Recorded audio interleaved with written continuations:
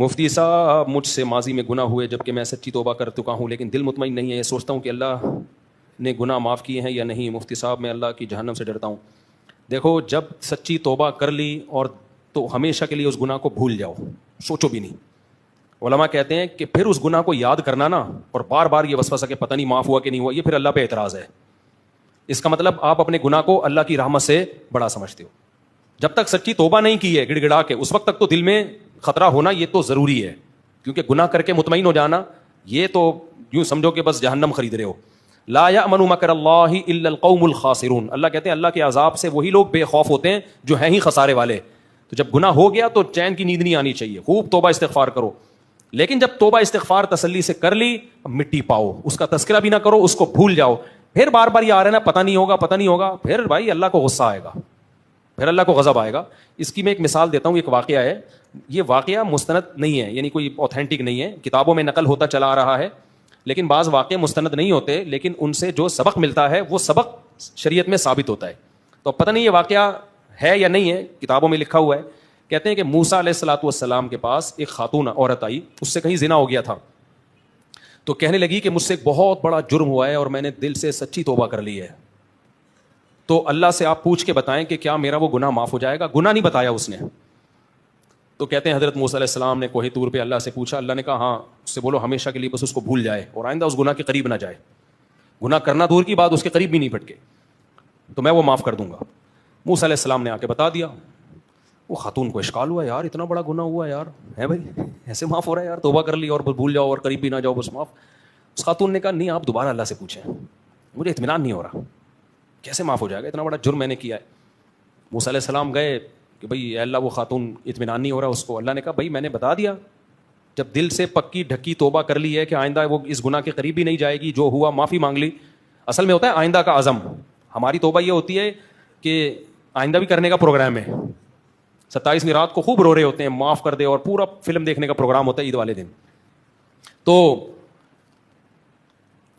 وراثت دینی ہوتی بہنوں کو، اور اللہ سے خوب لیلۃ القدر میں رو رو کے دعائیں مانگی جا رہی ہوتی ہے، اللہ میرے سارے صغیرہ کبیرہ گناہ معاف کر دے، جتنا میں نے کسی کا دل بھی دکھایا ہو، کم بخت تو 1 کروڑ روپے لے کے کھا گیا ہے، تو دل دکھانا تو بہت ہلکی چیز ہے، اس پہ توبہ کر رہا ہوتا ہے۔ اس دن میں نے جو بہن سے اونچی آواز سے بات کر لی تھی، میرے منہ سے جو اس دن گالی نکل گئی تھی، اللہ معاف کر دے۔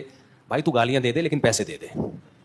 اگر بہن کو پتا چلے نا گالی پہ توبہ کر رہا ہے، بہن کہ 10 گالیاں دے دے، میرے پیسے مجھے دے دے۔ وہی بات ہے جو میں خواتین سے کہتا ہوں، خواتین کہتی ہیں نا، جو مشرقی خواتین ہیں ہمارے ملکوں کی خواتین، کہ دیکھو انگریز کے اخلاق اپنی وائف سے کتنے اچھے ہیں، ایکچولی کر کے بات کرتا ہے، کبھی ہاتھ اٹھانے کا تو تصور ہی نہیں ہے، تھینک یو سے بات شروع کریں گے، وہاں کے اخلاق کتنے خوبصورت ہیں نا گوروں کے۔ ڈانٹ بھی دیا نا تو کیس ہو جائے گا آپ کے اوپر کہ مینٹلی ٹارچر کر رہا ہے مجھے، اس پہ باقاعدہ کیس ہوتا ہے، بیگم کر دے نا، ڈانٹ ریکارڈ کر لے وہ کہ مینٹلی ٹارچر کی ہے، اونچی آواز سے بات کی ہے۔ تو ہماری جو خواتین ہیں وہ کہتی ہیں دیکھو ایک وہ شوہر ہے، ایک یہ پاکستانی، جب بھی گھر میں آتے ہیں ناک پہ مکھی بیٹھی ہوئی ہے، تمیز سے بات نہیں کرتے۔ تو میں ان خواتین سے کہتا ہوں یہ غلط ہے، شوہر کو چاہیے تمیز سے بات کرے، لیکن انگریز سے کمپیئر نہ کریں۔ انگریز نہ گیس کا بل ادا کرتا ہے، نہ بجلی کا بل ادا کرتا ہے، نہ اسکول کے بچوں کی فیسیں دیتا ہے، نہ بیٹیوں کی شادیوں کی فکر کرتا ہے، نہ بیٹوں کی شادیوں کی فکر کرتا ہے، نہ ایجوکیشن کی فکر کرتا ہے، نہ ان کی تربیت کی فکر کرتا ہے، نہ آپ بیمار ہوتی ہو، بیوی بیمار ہوتی ہے تو ہاسپٹل لے کے جاتا ہے، کچھ بھی خرچہ نہیں کرتا۔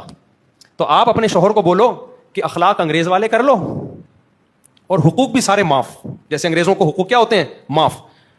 تو میں کہتا ہوں شوہر کہے گا پوری زندگی میری زبان سے درود شریف کے علاوہ کچھ بھی نکلا تو میری سزا گولی ہے، لیکن گیس کا بل آدھا تم دو گی آدھا میں دوں، بچوں کی اسکول کی فیسیں آدھی تم بھرو گی آدھی بلکہ میں بھروں گا۔ انگریز تو بھرتا بھی نہیں ہے، انگریز کہتا ہے بچہ پیدا ہی نہیں ہونے دینا ایسی کی تیسی، بلکہ بعض دفعہ تو یہ ہوتا ہے یہ ہوا تو ہے لیکن میرا نہیں ہے، بھائی میں نہیں مانتا، وہ بیچاری مصیبت میں پھنس جاتی ہے، ثابت کراؤ۔ تو سارے حقوق معاف کروا لو تو درود شریف سے بات شروع کرے گا، درود شریف پہ بات ختم کرے گا۔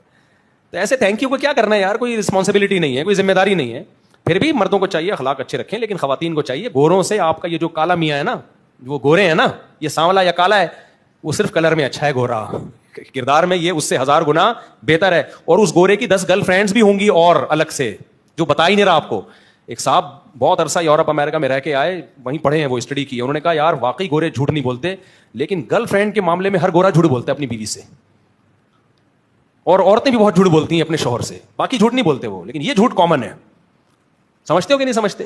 تو اس لیے یہاں والے کو کمپیئر کریں گے نا تو یہ عورت کے لیے ان لوگوں سے بہت اچھے ہیں۔ تو یہاں بھی وہی مسئلہ کسی نے جو پوچھا ہے نا, تو خیر وہ